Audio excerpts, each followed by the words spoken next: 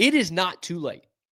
It is not too late for Baylor football to have a new coach next year.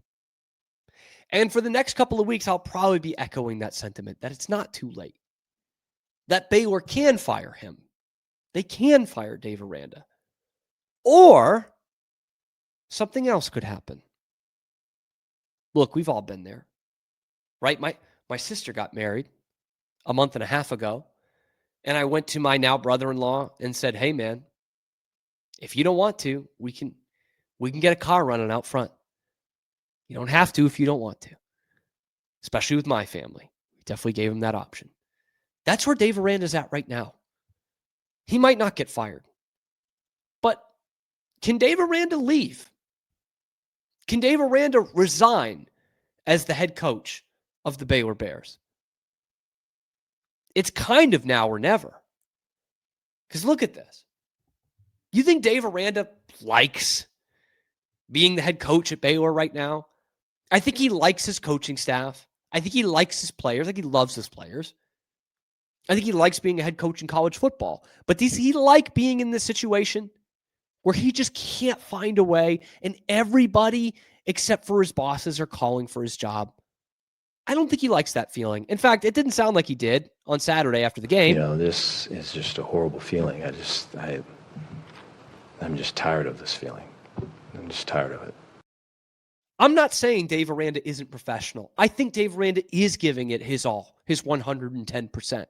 But does that sound like a guy who loves being the head football coach at Baylor right now? Doesn't have to be. He could leave. He could say, you know what? This has been a failure. It has not worked for me. And if I continue on like this, I'm going to have trouble getting a job in any capacity. But there are, 4 staffs now in the SEC that aren't filled out. There are 4 coaches who are going to be looking for a staff for 2026. And 2 of them were guys coming from outside the SEC, and one of them's never been a head coach. And we'll see what Ole Miss does in the future. But I look at Auburn and Florida, and they could have a defensive coordinator. I don't know who got on the plane with Lane Kiffin yesterday. Might not have been his DC, probably not, or any of his defensive guys, because he only asked the offensive staff to go. Does Dave Aranda have any familiarity coaching the defense at LSU? Like, I get it, man. Being the head coach is a tough thing to turn down. Mainly the money is a tough thing to turn down. What's he making? $7 million a year to be the Baylor head football coach? $2 million is pretty good money, too. You can go back to the SEC, be a defensive coordinator, be something that you're good at, that you're very good at, and get your career back on track, man. Like, you could probably get a DC job out of Baylor, potentially. But if you have another season like this, when your defense is ranking in the hundreds, that's another year where people forget about your top 10 defenses at Wisconsin and LSU. That's not at the forefront. They're looking at the defenses you led at Baylor, and they have been horrendous. You had one good defense when you were here, and it was with somebody else's guys and a different defensive coordinator. So, man, I just can't imagine that he wants to go through another year of this circus. It's clearly affecting this program in that locker room. There is a way out right now. Go be John Summerall's DC at Florida. Go be Golish's DC at Auburn. Clearly, Auburn knows what you can do or what you can't do. And you could stick it to Baylor week 1 next year. Lord knows they're going to do it anyway. You could stick it to us. You could shut us out. Like, to me, that is a career move for Dave Aranda. And then you know what? You become a DC again. You're really in your wheelhouse. You're in your bag. You might get an opportunity to be a head coach again in 4 or 5 years. And then you'll feel like, I know the answers to the test. I didn't have them when I was at Baylor. It took some figuring out, and I just couldn't do it on the fly there. But I can be the head coach at NC State now. I can be the head coach at Cal or UCLA. By the way, that one's still open.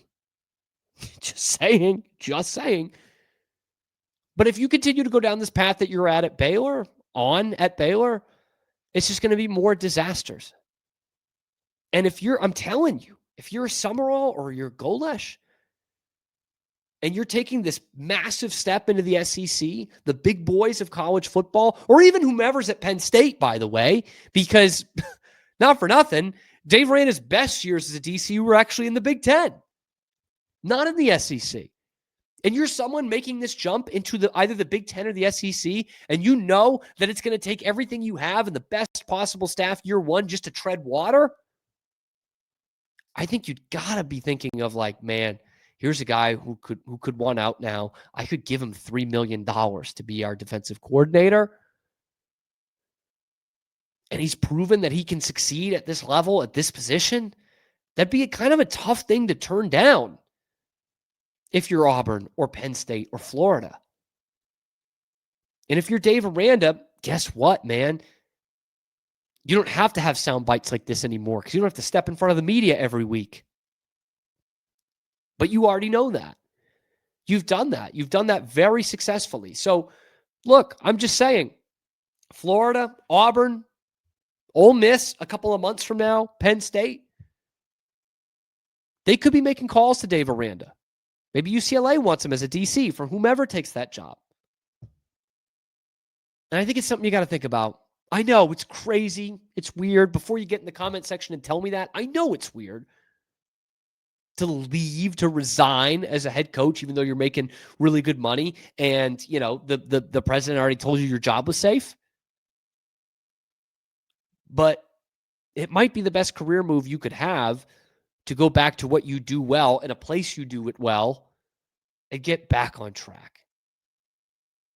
So Dave Aranda to Auburn, Dave Aranda to Florida, Dave Aranda to LSU, Dave Aranda to Penn State, Dave Aranda to UCLA. It could all be possible. All of it. Let me know what you think in the comment section below.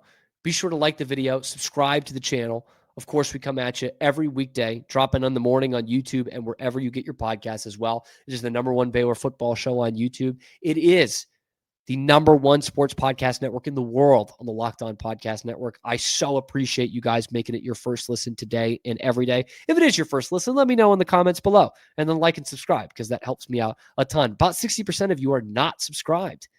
And still, we're getting great numbers. We're trying to hit 5,000 here by the end of the year. So if you could help us out, that'd be great. And we will see you on the next edition of your favorite show. And that, of course, is Locked On Baylor.